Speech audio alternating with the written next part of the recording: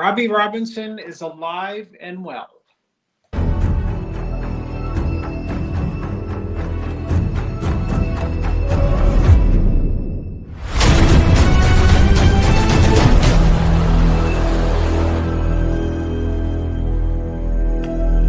I created Species Nutrition with one mission in mind: to provide bodybuilders and serious athletes with no-nonsense supplements that work. I put my name and reputation on every bottle of Species Nutrition products. If you want to be your absolute best, join the evolution.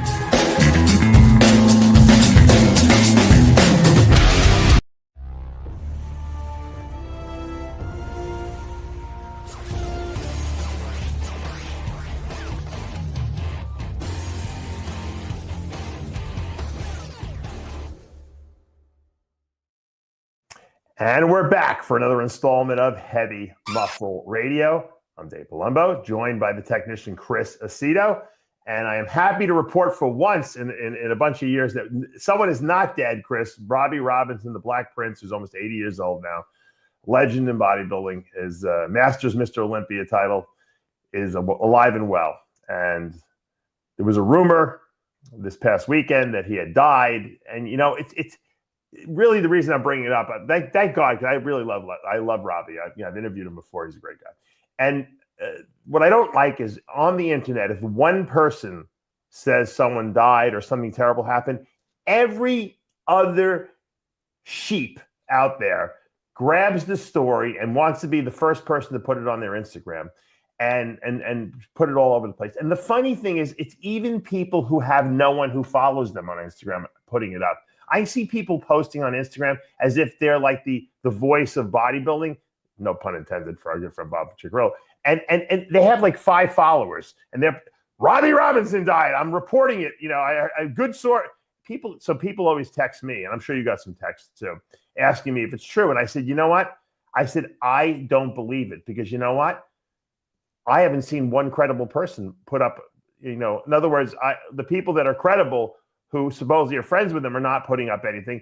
And it was what really got people was that Rick Valenti put it up. And Rick Valenti also fell into that trap of grabbing it off of someone else's Facebook who put something up.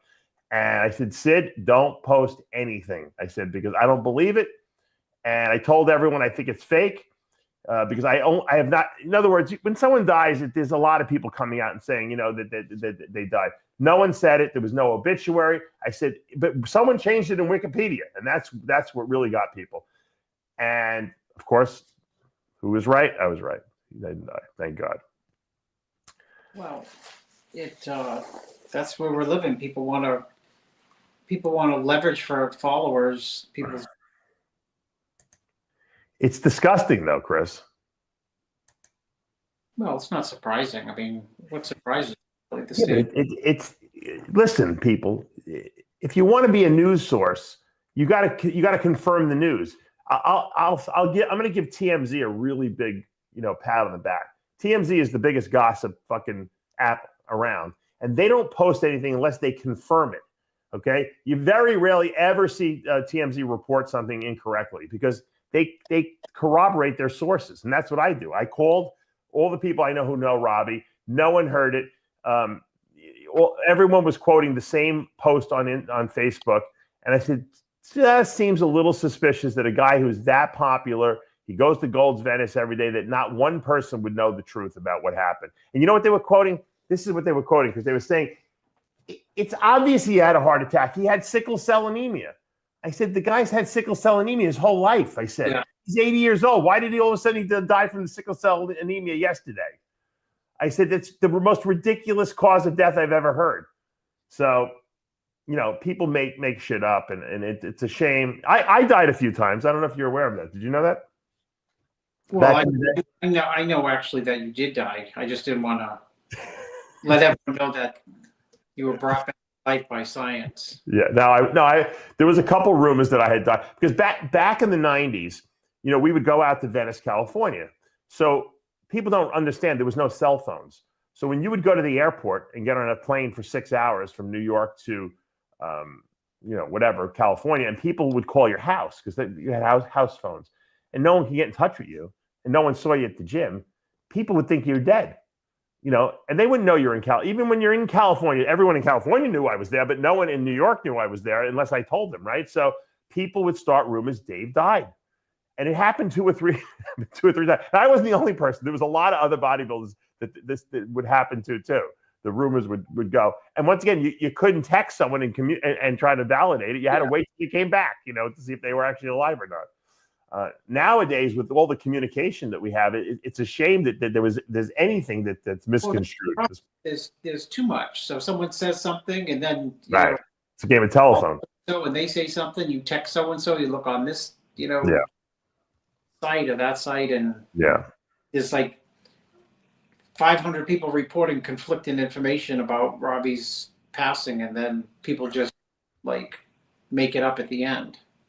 And you know what the funny thing is? Now people are posting that he's alive. So now it gave people don't know what to do with themselves. They don't know. They have no real. We have too much material to post. Most people have no material, so they have to only go on what's other sites are posting. So Robby died. We'll post Robby died. Oh, we wrong. We'll post Robby's alive now. And so they got 2 posts out of that. Well, Dave, had you posted it, everyone would have blamed you. We got it from Columbo, right? Right. Well, that's why I don't post stuff unless I confirm it. Columbo posted it. We blamed him. Yeah. Over the years, we've only made maybe one mistake, and it was what the mistake was Victor Richards died, but Victor Richards didn't really die, but Victor Richards let everyone believe that he died. That was the problem, and then he got mad. I said, "Well, Victor, I texted you. All you got to do is text me right back and say you didn't die." I said, "When someone texts you personally, and because there's a rumor out there that you died, and you don't get back to them for a week, people assume that you died." Yeah. He didn't dispel it. He had to wait for his daughter who felt so bad that everyone was saying that her father died that she had to get on there and say my father's alive. And then all of a sudden he came out of the woodwork and said, "Yeah, I didn't die." Well, how come you didn't tell anyone you didn't die? Because he wanted some headlines. He was looking for headlines. So that's that. I was looking at. I have a funny thing to tell you, but before I did, I was looking at I saw some pictures of Matt Grego. He looks amazing. Where did I see those pictures? Did we put them? I think we had them on our site. From where? Like from the gym or something? Yeah, hold on. It was like, no, it's in his kitchen. Oh, that's probably like the kitchen. I think that was the kitchen shot. Yeah, the kitchen before the Olympia. One of the best pictures I have of myself are from the kitchen. Why is the kitchen such a good place to do pictures sometimes? Well, the bathroom's always terrible. The bedroom's always terrible. Natural light. A great picture. He looks like he's ready to step on stage tomorrow, and he's got the Detroit show. What, a couple weeks still? Yeah, no, I think that's before the Olympia, in the kitchen from the hotel. Oh, before. Oh, it's an old picture. Okay, all right. He looks his side chest is very Barry DeMay-ish. Yes, you're right. That's exactly. I was trying to think of who he reminded me of. You're right. He hits the intercostal, and it's like razor blade intercostal. Barry had that. You're right. Barry had the long arm. You know what I mean? Similar pecs too, and forearms. Yeah. That's exactly. I was trying to think of who you reminded me of them, and you nailed it on the head. Barry DeMay. Barry DeMay still looks very. I wouldn't say. I mean, youthful for sure. I wouldn't say young because he can't technically be young still. No, he's got to be 60 for his age. I ran into him a few years ago. I don't know where, Germany or England. Yeah. Because he's got his hair still. He's got a full head of hair too. Yeah. Well, he's got muscle too. He's still big. No, he's in good shape. No, you're right. He's in very good shape. He was always an athletic looking guy though. I, on the other hand, have my hair. Yeah. Barely. You know what the truth is though, and I know if you went back to the gym and started working out, I guarantee you would probably look great in about 8 weeks. Because you got good genetics like that. Look at your son's genetics. He obviously has your genetics and your wife's, but I'm saying he's got your ability to, morph your body quickly. Yeah. Look at this. Now you told me about Sasarati the other day, and I thought he disappeared. I thought he was retired. I didn't even know what was going on. And now you're working with him here for Detroit in 2 weeks. He's looking like a freak. What's going on with Sasarati? Give us the update. He is bigger than he's ever been, and he's harder than he's ever been. He looks really good. His quads are freaky. His side chest is completely freaky. His head is even vascular. Yep. His side tricep is extremely impressive. He's got crazy back double, crazy most muscular. You think he might be a guy to do some damage in Detroit? I think depend on the lineup. I mean, he should be right there to win it. I think he's going to be, yeah. You know, it's good. It's shaping up to be a good lineup, actually. You got Carlos Thomas, you got Sass, you got who else is doing it? Is it Keem? No, Keem's not doing it. You said, right? No, Keem's 420 right now. 420. Yeah. That's it. I mean, my point is that he's done a long prep. Yeah, and his legs look like Branch Warren's in that picture, right? Very Branch Warren. You have a Branch resemblance to him. You know what it is? The resemblance is the skin texture when Branch is down. It's like a similar skin texture. Great, that grainy look too. He's got. Yeah. I love guys that get conditioned like that. I think that should be. Everyone should have to get that condition. Well, at least he's Persian, so my grandmother could prep him.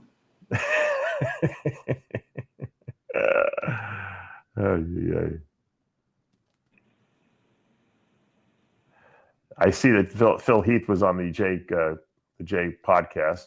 On the Jay podcast. Oh. And Jay was asking him if he's going to do the Masters Olympia against Kai. Oh, he probably couldn't say no fast enough. No, he goes, I'll prep Kai.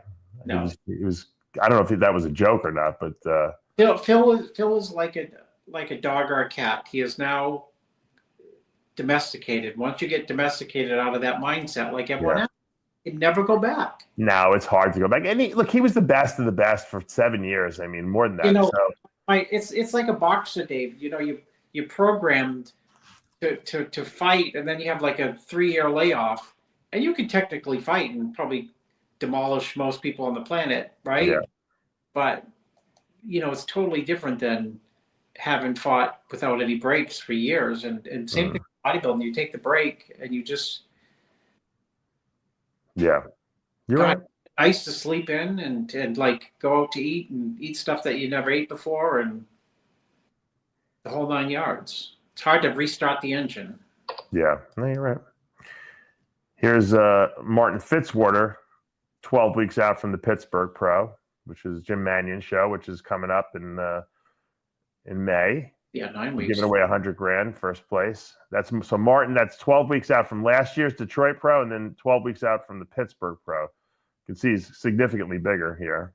For sure. He's got a lot less hair too. I noticed. He shaved his head since then.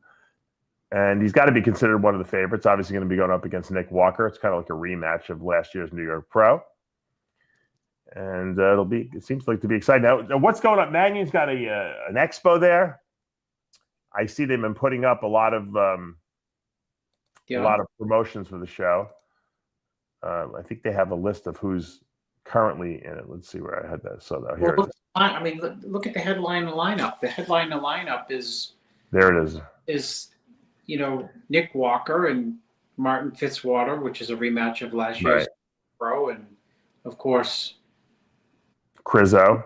Well, I mean, just put that aside, who's also a factor, but Nick didn't get to do the Olympia last year, and I mean, there's a lot of storylines coming out of the show. So you got Nick, Martin, Bonac, impressive, who did great at the Arnold this year, and Crizzo, who's coming off an injury. He had a surgery last year, so he took off the. This will be one of the first shows, Dave, that the MC is also judging. Who's that? Well, Bob Chick is gonna. He told Nick what place he's gonna get. No, he said he's gonna give. He gave him 8th place at the Olympia. He didn't say the Pittsburgh. Good Vito is in the show, so you're helping him, obviously. Good Vito is great. Vito, yeah. And who's Eric Wood? I don't really know Eric Wood. Eric Wood's very good bodybuilder. I forget what he won, North America's or blah. Yeah, something like that. Good show for him to be in. Hollingshead is doing the show. Yeah, good show. Leandro Perez. Brazilian, very, very good. Another Brazilian guy, yeah.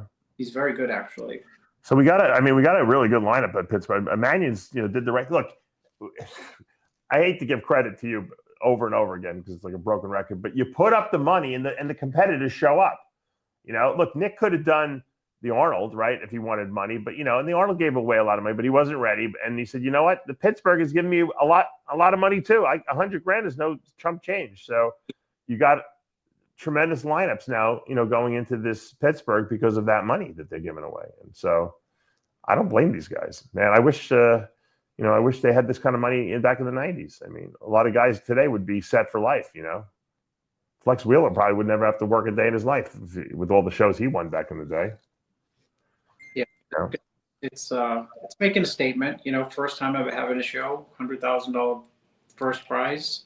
I mean, Think of it this way. I think, was it 2 or 3 years ago, the Arnold was 120. So it's essentially Arnold money first year out of the gate. Right. Years ago. I said to myself, I don't know why Jim Mannion doesn't hold like a big men's open show. Yeah, you've always. And I never got it. And I thought, well, maybe, he wants to give these other promoters a chance. And, he doesn't want to monopolize. But you know what? He's got so many people who, like him in terms of sponsors that he can pull in the big sponsor money and then put it up for these athletes. So it makes sense for him to do a show, especially in today's world. Now, I think also the fact that his grandson, Tyler, is the vice president now I think he's like, come on, Grandpa, let's do this. I think he's adding new energy to the whole company there. And I think it's like, imagine you asking your grandfather, hey, I want that toy that mommy and daddy won't buy me, and they're like, all right, fine. Yeah, we'll buy it for you, that kind of thing. So it has an effect on that. Come on. I think he's inspiring Jim to do a lot more things that Jim normally, wouldn't be bothered doing because he's got a lot of energy and he's enthusiastic about it. So this is great. Not only is there a show that's giving away $100,000, but there's an expo being run by Bob Lorimer, our good friend. So I didn't know that he's running. The Lorimers, are running the expo part, which obviously they have a lot of experience doing, right? Yeah. That's good. And I think it's going to be a big, huge show. So I'm excited about it. Yeah, I'm going to go. Hopefully. Yeah, I'd like to go too. I gotta book some rooms and stuff like that and look into that. Now, Nick Walker posted an update at 8 weeks out. Also, he'll be going up against Martin. Let's pull that thing up. He's looking big in that picture. We don't see his legs here, but his upper body looks pretty big. What do you think? You think he's back to the size he had before he, before that last Olympia flop, where he dropped out?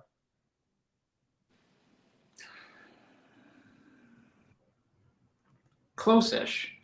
Yeah. It's hard to say because he actually looks very lean there for 8 weeks. Yeah. So maybe I'm thinking to pics prior to when he's 8 weeks where maybe he's not as lean as he is here, but might be like a touch bigger. Splitting hairs. He's certainly it's hard to tell in update pictures, too. Let's pull up his legs here. Hold on. This is from leg day. Hold on. Let me pull up his leg pictures and once again, pictures don't tell the whole story because sometimes they tell too much of a story. It's a mirror picture. It was leg day today. According to what he said. Legs are, well, I think they're about where they've been in the past. You want to get one of his "Who the fuck are you" shirts? I think they're still available. They're still available. See, I like how he's doing the hack squats. If people look at it as I always point my toes forward. I don't point them outward like that. But I like the wide stance where he's able to get down and really hit those adductors, those inner thighs. That's what gives his legs so much thickness and girthiness, especially when he stands from the side. So that's really good form right there. And you see how he's controlling the negative on that? I love that. I think that's great form. That's if you want to watch someone know how to squat or how to hack squat, that's probably about the best form I've seen. Not many people get down that deep, Chris. And when you don't get down that deep, you don't get into those adductors and glutes. And that's a big mistake people make. Yeah. how he put his reps. But no, that's really good, impressive. You got to get back to basics. If you want to improve, and he had obviously some muscle size issues. Maybe he was not doing the training the way he wanted to. Oh, this is the shirt. Oh, I was this is the shirt. Who the F is Bob? 8th place. Yeah, I guess he was selling these shirts, limited edition. Yeah, I heard he's just shy of the Pittsburgh prize money. Yeah. Always worth those shirts. You know what the funny thing is, and to be honest with you, I can guarantee you, if I put Bob and him in a room together, there would be no hard feelings. I totally think it was an internet war. Bob and I have fucking battled on the internet. I don't believe that, Dave. To be honest with you. I don't think.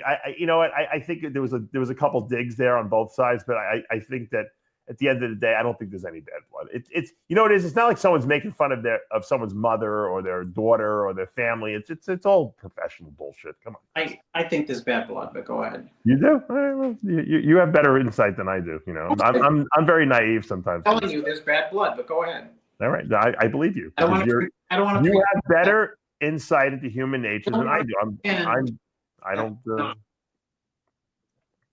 I'm bad at those things. I don't live in a make-believe world. There's bad blood.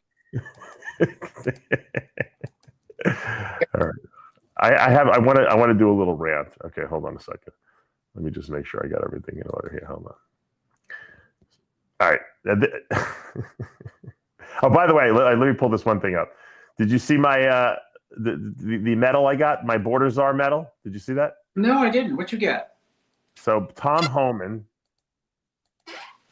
our Border Czar, yeah, is very good friends with my friend John Frashone, and he sent me one of these limited edition. There's only 100 made Border Czar medallions.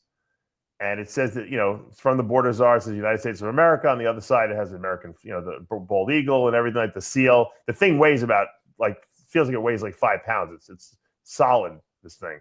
And he sent it to me. So I'm an official do you have Border to Czar. Go down to the border or something? I've been deputized. Yeah, I can arrest the illegals now. So.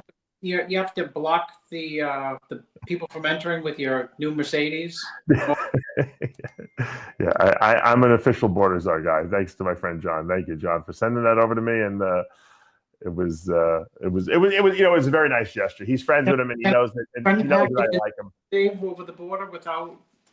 Tom Homan works out. He's hardcore. I don't know if you know. He really trains.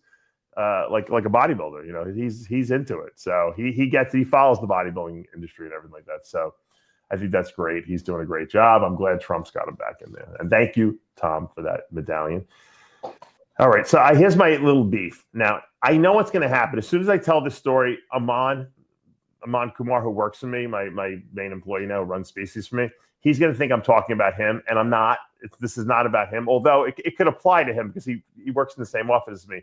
You ever have someone come and I don't know if you had an office ever, or someone comes and uses your house, or even if you go to a restaurant, if you use a toilet bowl of someone and you poop in the toilet bowl, okay?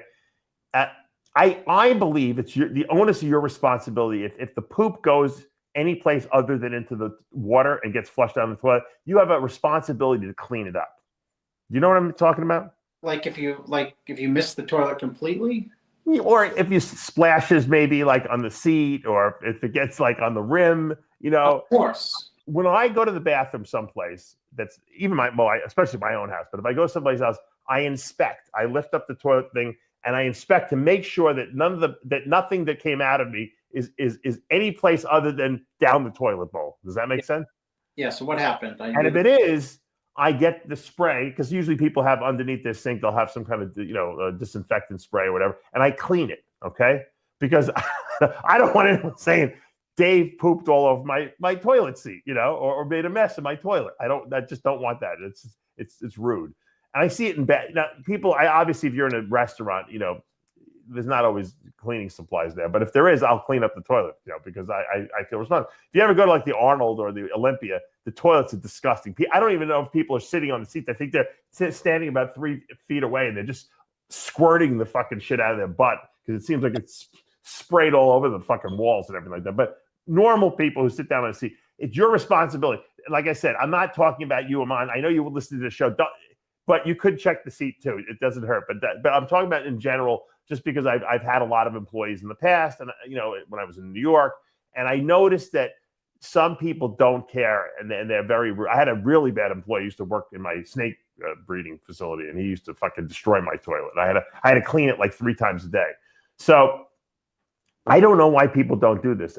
To me, I would be embarrassed. Wouldn't you be embarrassed to use someone's bathroom and then leave with the thing looking disgusting? Of course. Yeah, because you're a reasonably thinking guy. Water splattered on their vanity, like when I wash my hands, or just you wipe it down, right? You wipe it, right? Absolutely. Yeah, you got to clean up after yourself. I don't know. My good friend Charlie Arms used to say, he goes, if you ever use a toilet in someone's house, sit down. He goes, I sit down because you know what? I don't want to get any urine on any the toilet bowl or anything like that. I do it as a gesture. I don't want people to think I live in a fucking back alley or something like that. He goes, he goes, remember that. He goes, if you go to someone's house, you sit down. He goes, so you don't splash anything. And he's right. I've seen people pee also, and it gets all over the place, and they just leave. You're not in like the 7-Eleven, or the gas station bathroom. If you're in someone's house, you clean up after yourself. Funny, my kids have always commented from day one at restaurants, wherever we go, like public. Someone goes to the bathroom, the first thing they come up tell everyone else, oh, it's really clean in there. Don't go to the bathroom. Just wait. I had a friend who like a guy, Sister Nino, if he went to the bathroom in a restaurant, he would clean the bathroom. It would look like the cleaning woman that came or something like that. So I would always go to the bathroom after him because I knew that the bathroom would be spotless. I'd be like, you go first, because I knew he'd clean everything. It didn't matter. It would be shiny. It would be better than your house bathroom after he got through with it. So, but that's respectful. It really is, especially for the next person who's going in there, Of course. People have the worst habits, the worst manners I've ever seen. It's unbelievable. I've wanted to scream at people in the bathroom at the gym. I've seen some people do some pretty nasty things. The worst is a sporting event. Yeah. You go to like a Celtics game, or it's like the bathroom is just right. What a mess. Yeah, people are disgusting at those events. It's like the Arnold too. Yeah. I got to show you this picture. I've been watching this, this girl on Instagram. I don't know why she's not. Why doesn't this girl compete in the Olympia? Why isn't she competing? This girl's the biggest bodybuilder I've ever seen. She got good shape too. Oh, because I told you that those are those phones. It's Photoshop, dude. Oh, you think that's all shopped and all filtered? She competed and got smoked. Oh, she did. Oh well. She's very good at whatever she's doing to her pictures. That's for sure. She's a freak. Yes, believe me. She is a freak. You think Kim Kardashian's a queen of Photoshop? This is this. Yeah. I was looking. Do you know what Kanye West pays Kim for alimony or child support? Rather, child support. You know what he pays? Take a guess what he pays a month. And she makes a lot of money. So $150,000. Close. $200,000 a month. Not a bad guess. Not a bad guess. No, very good. Unbelievable, right? Yeah. It's crazy. Well, that's $200,000. He's paying out it takes him 2 months to pay the Arnold first prize money, or that'd be two. Yeah, that's crazy. So I thought he would get it. Who has the bigger income, her or him? Evidently he does, right? Because I think they have 50-50 custody. So if you make more than the other person, you got to pay. I guess you got to pay something. That's a lot of money to pay. And they don't care if he loses his mind and turns into says he's a Nazi, and then he loses his Adidas contract. He's still got to pay the $200,000 a month. Oh my God. Crazy, right? Everything's crazy, dude. Everything is crazy. Yeah. You see this picture of Jake Paul in this airplane? This is how I want to travel. Hold on, let's pull this up.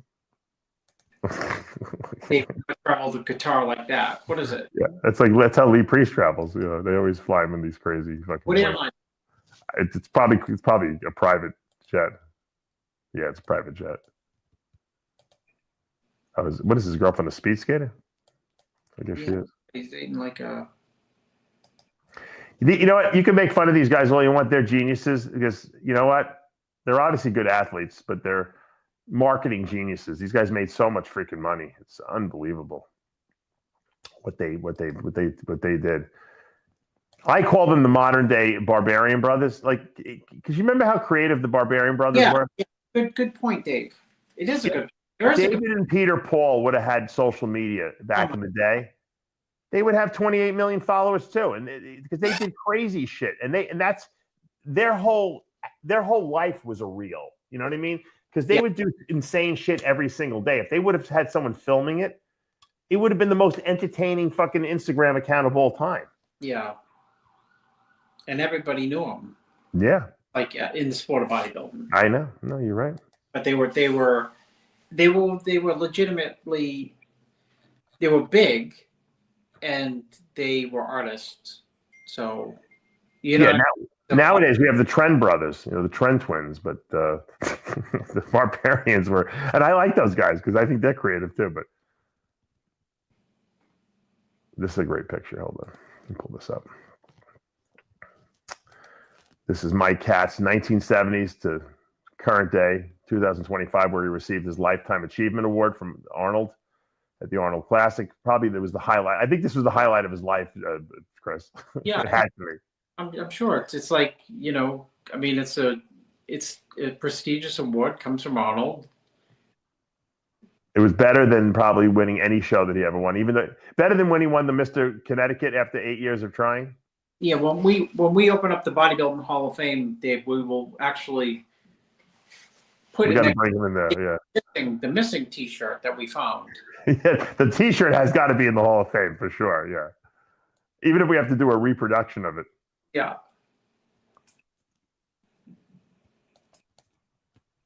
There it is. Mike receiving that award. You know, it's nice to be validated at the end of your life, you know, for doing great things. And I guess Mike earned it. He's been around a long time. And Arnold didn't have to do that. You know, no one else would have acknowledged Mike Katz probably if it wasn't for Arnold. Yeah, no, Mike too, Dave. He promoted shows for quite a while, and he had in your area, the Connecticut area. He had posers, and he took care of guest posers. You know, like he treated them fairly with pay, and you know, I mean, you don't have to have a guest poser at a bodybuilding show. When he was happy, you know, right. It was like an add-on to give the show a little bit more payment value or a little bit more credibility, and he probably didn't make any more money. Maybe he did because in those days probably did draw people. They sure, but he didn't necessarily have to do it. And I know people who he had different, and he treated them really well. If you don't have to like Arnold's politics, you know, all the time. You might not like the stuff he says out of his mouth. He's at that age now. He's 80. He don't give a shit. He says whatever he wants. It's like, you know, it's like talking to your father, your grandfather. Arnold has no filter anymore because he doesn't care about what's politically correct or not. He says whatever's on his mind. But you know what? At the end of the day, he does care about all the guys that he grew up with, you know, that he was competing with. He did the Leon Brown tribute. He did Mike Katz, you know, all these guys. I'm sure Waller will get it. Did they honor Waller yet? I feel like they did somewhere. No, I don't think they. For some reason, I feel like Waller got some award. I think all those guys that he was in, you know, at Gold's with originally will get awards from him and validation from him because he knows that no one else is going to do it. So it's his onus of his responsibility to do it, you know, before he dies, you know, before his legacy is over. And legacies. Jay interviewed Ed Connors for 3 hours. Ed's going to be on the show soon. Oh, Ed's always good. You know, Ed's a great interview. We've had him on many times on here, and Ed Connors, I said, well, you need like 8 hours because you didn't just go and go and go and go. Well, the difference between Jay having Ed on and me having Ed on is that Ed loves Jay. Jay was one of his discoveries. He discovered me. He had me at his house too, but Jay was a much bigger prize, and so he's probably got more stories with Jay, and that he can share that that Jay probably doesn't even remember. Because Ed has a memory like an elephant. He doesn't forget anything. It's unbelievable. Ed? Ed. Okay, so the 3 best memories in bodybuilding could be Ed, Jay, and Skip Robinson. Yeah, and Ed's seen it all because Ed was out there. You could call Skip Robinson right now and give him any quiz on, let's say, Robby Robinson, and say, Skip, what was he wearing in 1978? Oh, he knows all that too? Oh, my God. Oh, ridiculous. Ed will tell you what guys ate for breakfast in his house. Yeah, he knew. True. Ed does how many rolls of toilet paper they went through, Oh, my God. All right, so here's, let's take a look at Terrence. Getting ready for Pittsburgh. Could he be the guy to beat in Pittsburgh? Yeah, he's very, very, very, very, very, very, very good. What's very deceptive, though, about Terrence Ruffin is that alone, he looks like no one can beat him. And for some reason, when he's on stage with all these taller guys, he gets a little lost. Because sometimes I almost don't see him up there. You know what I mean? And so I think he'll do better in a lineup where it's maybe it's not stacked with as many, these tall, Olympia guys. That's why he dominates these qualifier shows so well, because the quality is never as good here. And then he goes to the Olympia, and you got these, 3, 4, or 5 tall guys that he's got to stand next to, and he kind of gets lost in the lineup, in the shuffle. I hate to say it because I don't think we need any more divisions or any more separations, but really there could be a tall and short class in Classic, and I think it would be applicable. He would be the winner for sure, of the short class, time and time again, this guy. Yeah, he's an excellent bodybuilder. I've said it from the day that I saw him on the Olympia stage, where he didn't make top whatever. The first year they had the inaugural Classic Olympia, and that was a while back. And yeah, he's better now than he was then, but he's just put together in the right way. That, yes, I understand it's hard to go against taller people, but I don't think it's impossible at all. I think he's underrated. Right, but you put him next to a guy like Logan Franklin, who just kind of really came into his own. I don't care what you say. I think he'd beat for Logan Franklin. You think he beats Logan Franklin? Okay. Yes, he's rounder. Logan has a great shape, great traditional, a la Wesley Visser's, this nostalgic look of his body in terms of, quote, classic.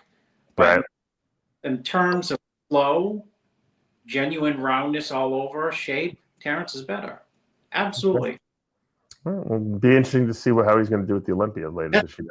That's no, I don't mean to be speak derogatory, because that's not the intention about Logan. It's just how strongly I feel about how good Terrence is when he's on the money. You've always been a big Rough Diesel fan.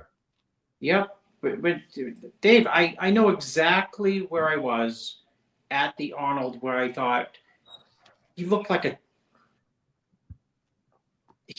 high school kid to me in my mind, like small, and I kept on looking at him in the lineup and thinking well, what's wrong with him? Nothing. And then I said, well, he's too small. And then when they compared him to guys who are a lot bigger, it's like, okay, well, he's killing them. Yeah. I don't know where he ended up. He didn't end up obviously top 5, or I don't even think top 8, but I just remember him distinctly being small and thinking, this guy's way out of his league. How did he even qualify to be here? Because I really wasn't following it. It was the first year. And when they compared him to people who I thought he'd get smoked against, I keep on going back to him. And that's why I judge a show. Whoever I think I keep looking back at in a comparison, that's right. Okay, I'm looking back because that's who I think I have first. And every time he got a chance against people who are bigger than him in call outs, I'm like, okay, I'm looking back at him. So he's phenomenal. And Yeah, he's really I good. too, because the routine is just, I know, like the routine is just next level. Great poser, for sure. Let's take a look at. I wanted to go in a little bit further with Good Vito because I think a lot of people don't really know much about Good Vito. Obviously, he posts a lot of posts on Instagram, but it's all in Portuguese, and so Which he learned in 6 weeks. But go ahead. yeah, because that's right. He's Russian. It's amazing. In 6 weeks, fluent. Now, this guy, I'm looking at his legs, Chris. Legs are like Jay Cutler's legs. They might even be better than Jay Cutler's legs. He's got a chest. He's got every body part. He really doesn't look like he has any weaknesses. A lot of people, myself included, I know you were included, felt he should have placed a lot higher last year at the shows he did. Could have won Arnold Brazil for sure. What should we expect from him? I mean, he looks like he's ready to go right now. Expect improvements. The funny thing is, I don't think he needed to improve that much. I think maybe his posing needed to improve a little bit. That's about it. He was great last year. Yes, he was. I think he's going to surprise a lot of people. He will. I think he's, we talk about dark horses. Everyone wants to know, who's the dark horse? I think this guy's the dark horse. He is. Especially going into Pittsburgh. Can he beat Nick Walker and Martin? Yes. I think he can. I think he's going to give them a run for their money. I don't know how it's going to work out, but I think he's going to be right up there with these guys. Those legs are freaky. Look at those. I mean, for your legs to look that big in spandex, like a short spandex like that, you got to have really good legs, to do that. I mean, he's got, massive quads. He's got the really good adductors. They're really balanced tremendously well. He's got calves, as Lonnie Teeper would say. I don't know. I think he's gonna be a big surprise. I think people better watch out for this guy. Yeah, that's probably an old picture, but I mean that was probably from last year, right? And he looks amazing there. Last year. Yeah. And he's better this year. I mean, that's a pretty. I look at that. I think that's better than Nick Walker. To me. Well, we're gonna see. And I like Nick Walker's physique a lot. He hasn't been on the stage against Nick, but he's been on the stage against Martin. Right. And he's been on the stage with Rafael, so he's, Antonio Burton. So he's been on stage with good bodybuilders. Yeah. But I think that, he's got another year behind him. He's got a good sponsor. He's stable, marriage and a child. And right. Also has, he trains with Pacholik, in Pacho in Brazil, at least, not maybe daily, but, he seems to be able to get the most out of people in a really good way with the training. So, and he's still got, 8 weeks to go, and he's in good shape. So yeah, he's in really good shape. A lot of these Russian guys, have the weird, big hips and the waist insertions, but are not good. But he's really good. Yeah, he doesn't have a typical Russian looking physique to me. Yeah, he's not boxing. He's got small hips. Yes, small hips. There for leg development, nothing beats small hips or leg. Yes. Rough Diesel has small hips. Yep. If you saw his legs, you'd say like, oh, small legs, not that big, small, but he has small hips, and they make that physique from the waist down. Yeah, 100%.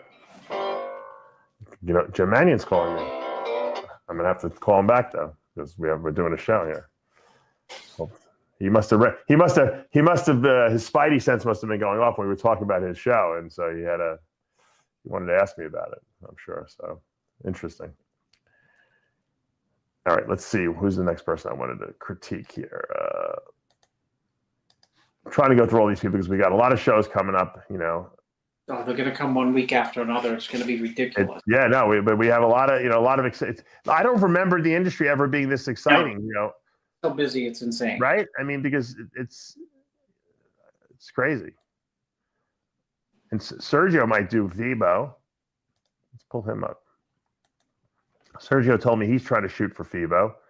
He's looking freaking enormous too. Yep. He's no spring chicken either. You know, he's got to be 40, right? I think he might. I think he's 20 with 18 years experience. He's looking really good. He looks great in that side chest. I'd love to see him qualify for the Olympia. That would be great. Yeah, me too. Because he's been off the stage. You know, he's been out of the picture for a couple of years, you know, with all his little drama he had going on.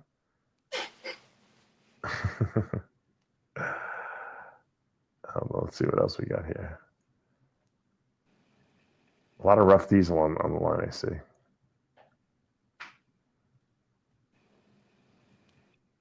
Well, the Pittsburgh show, Dave, at the end of the day is, I mean, not to harp back on Pittsburgh, but, you know, in my mind actually was, it's funny, I coach Good Vito, and I forgot that he's doing the show only because my mind got trapped into, like, coaching. Like, oh, he's getting ready for Pittsburgh or whatever, the show, but it didn't really dawn on me until you just, like, you know, Martin is doing it. And Nick. And that is what a rematch of one New York. What a anticipation, because of course Martin's phenomenal showing at the Olympia and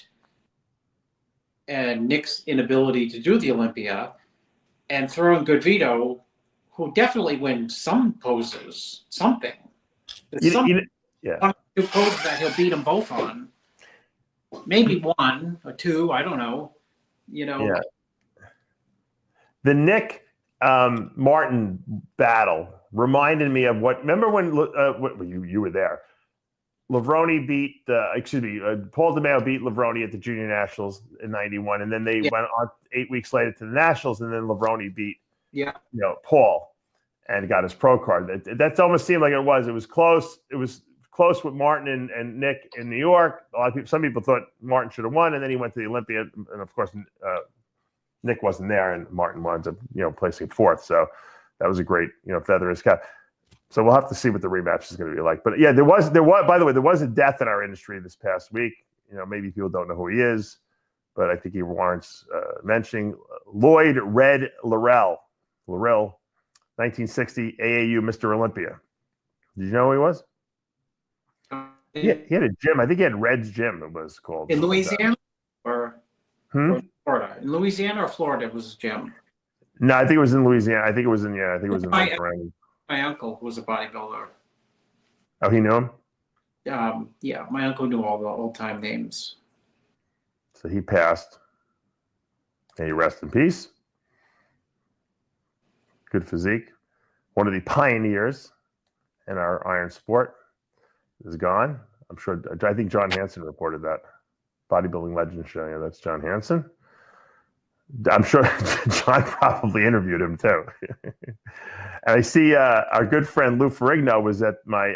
Now a lot of people don't know that. People think that the Species Gym, I own that. I do not own that, but my friend Kyle owns it, and his wife Lily, and they have 3 Species gyms. I let him use the name in Texas, and they had Lou Ferrigno there. Let me see if I can zoom on that picture. Let me zoom on that. Yeah, hold on. So Louis was there at the gym doing a seminar and everything like that. It was great. People said that they loved him. Lou's amazing. What is Lou? 75 now? Yeah, he looks so good still. That's why I said zoom it in, because I just only wanted to see his hairline. All right, let me see. Yeah, he's got better hair than you do, I think. There. Yeah, no, I know. That's saying a lot, Chris. He's got no wrinkles. No. And he let his hair go great. I wanted to ask you that question. I've noticed that like certain guys, they hit a certain age and they stop dyeing their hair. And Jim Mannion tells me he never has dyed his hair. His hair just has that natural, like darkness to it. It's a little light, but it's not completely white. Some guys stop dyeing their hair at some point and just let it go white. What's the proper age to do that at? Is there a number? I noticed Arnold's doing it too a little bit with the beard. I don't think there's a number. I think a lot of people look good with white. It depends. Some people look good with all white hair, all gray hair. Yeah. But I noticed, is it that you get to a level where you don't care anymore? Is that what it is? I don't know. My father and my uncle were always accused of dyeing their hair, and they never did until like it was like 75 came and it just 1000%, not gray, like silver, like over a 2-month period, both of them. Yeah, that's crazy. Yeah, the pigmentation just like changed, like on a dime. Oh, really? That's wow. But they had great hair, both of them, so it looked good. You know, they had full head of hair. Yeah. Well, you got good hair genetics in your family. This guy doesn't have great hair genetics. Tony Atlas, he shaves his head. How big does Tony Atlas still look? How is he that big, Chris? Still at that age? Instagram, you got to get him on the show because I know. I got to get him back on. Tony Atlas is probably, you know, sometimes people got to be 70, right? At least. Well, some people don't know when to shut up.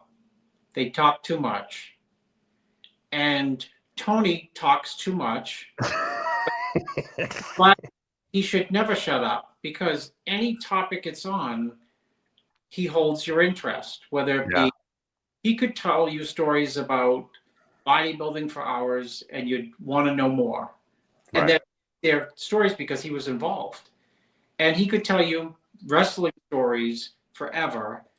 And as a bodybuilding fan, you'd say like, "Oh my gosh, I want to know more of the wrestling stuff than the bodybuilding stuff." Right. And then the politics stuff. He's very into politics and pop culture. He has so much to say on every single topic that he's one of the few people where this is me listening to Tony, which is, I don't get to see him much, and we live in the same town. Yeah. Pathetic. Sorry, Tony, because you're like an idol to people. Well, if you worked out, you'd see him at the gym all the time. Yeah. Probably. Yeah. But this is me listening to Tony. he was great on that Mr. McMahon Netflix special. They got him on there. He was. Oh, was he? Yeah. Oh, he was great on there. They used him a lot in that too. He was. I didn't even know. Yeah. Oh, yeah. He was great in there. He's.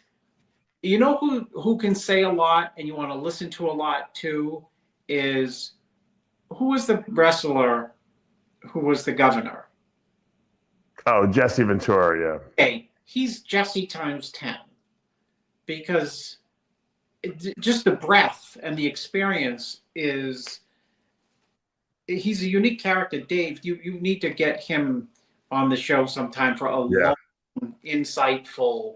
Oh, that would be that would be a great interview if I could land that one. Yeah, he'd be great. Jesse. No, Tony, Anthony. Oh, Tony's on that. Oh, Jesse Ventura would be a great one too, though. Yeah, I'm writing it down. All right, call him. Give him my number, or give me his number. That's how much I respect him. I'm like, I'll call anyone. It's Chris. Like, you know, because I know his story where he came from, like rags to riches, and then back down to rags, and then stable. You know. Yeah, I think he's still making money, right? Yeah, I think he's doing okay. His appearances and stuff like that. Like impeccable character.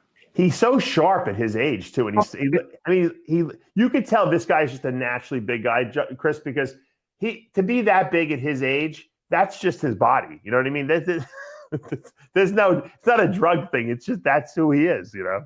That last time I saw him, Dave, this is how smart he is. I saw him. And I think I had to go to the Y to get like my kid. I don't know, maybe they were playing basketball and he was training. Yeah. And I was like, oh, there's Tony Atlas. And I looked over and he said hello. I was staring at his shoulders and arms and I was thinking, come back. Like bigger than his head.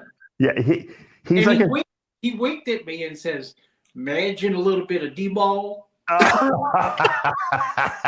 He's like a Sergio Oliva Sr. They have like that same like crazy forearm like structure. Even their head structure looks the same. The width and everything like that. It's like their body was made for like bodybuilding. It's just so insane. He read my mind that I was looking at his arms thinking. He knew. Yeah. And he said, "Can you to make me laugh?" He said, Yeah. "Can you imagine a little bit of D-ball?" Yeah, which is what he was telling you is he's on nothing basically. Yes, yeah. no, that was him saying. Yeah. And then and then get it out of your head. Get it out of your head that I'm 70-something years old. And if you think I'm 23 and I'm taking D-ball at 73, get it out. Right. That's funny. That's very funny. He's right. He's a genetic freak. I see that Samson Dauda was in Brazil doing a little guest posing. Yeah, his arms are not as big as Tony's, but go ahead. Yeah. Samson's. Yeah, I'll tell you something about Samson. Samson's one of these guys that off season or when he's all pumped up, like even when he's not really in full contest shape, he's super impressive. Like you want to see him on stage because he's just massive, Yeah. And he's never really fat. You know what I mean? He might be a little out of shape, but he's never fat. He always look, even at 340 pounds, he'll look good. This guy. So the Brazilian fans loved it. I'm glad that Samson's doing appearances and stuff like that, making money. It's great for him. Very good. I think the last thing I wanted to talk about, let me just pull up here.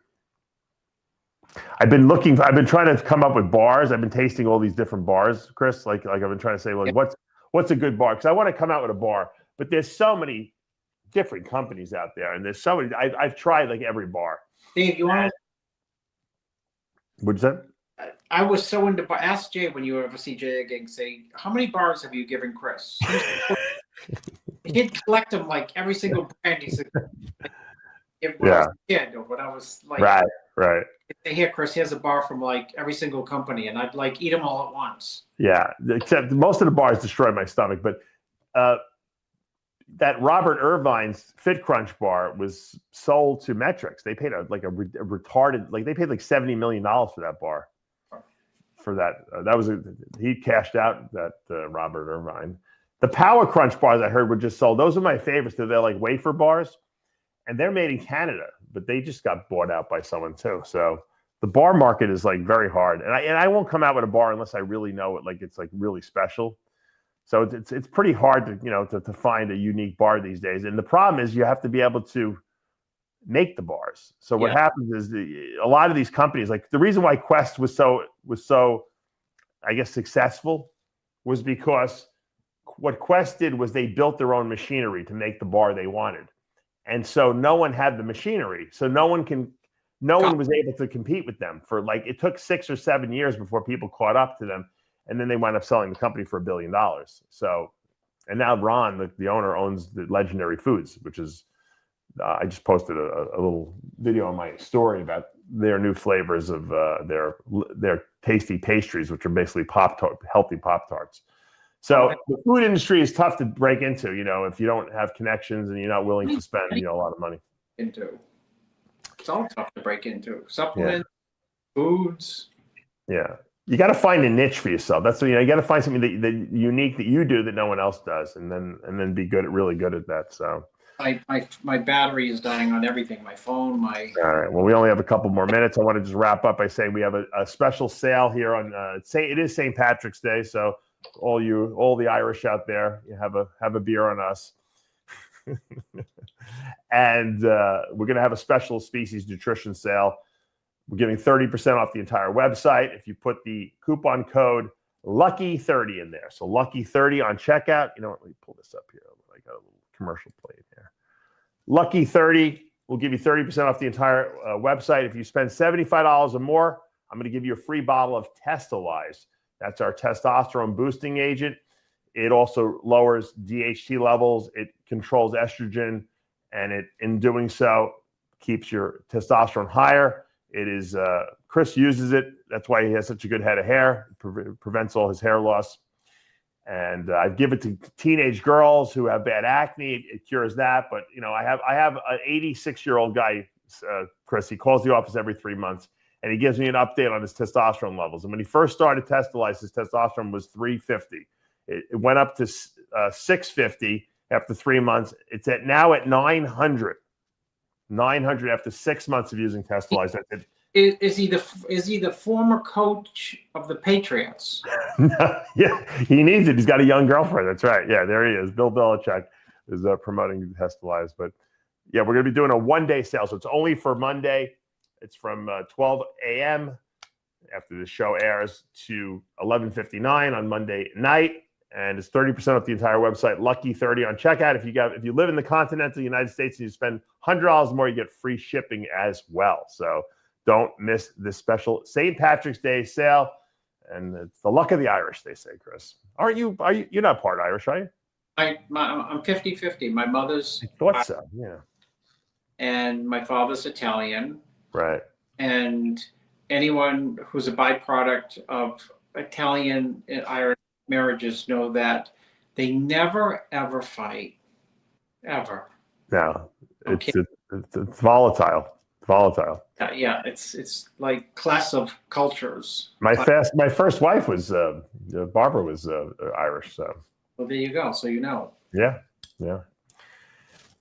And on that note, make sure you check out the sale at speciesnutrition.com, and we are going to sign off as we say every week here at Heavy Muscle Radio. The truth hurts. Good night, everyone.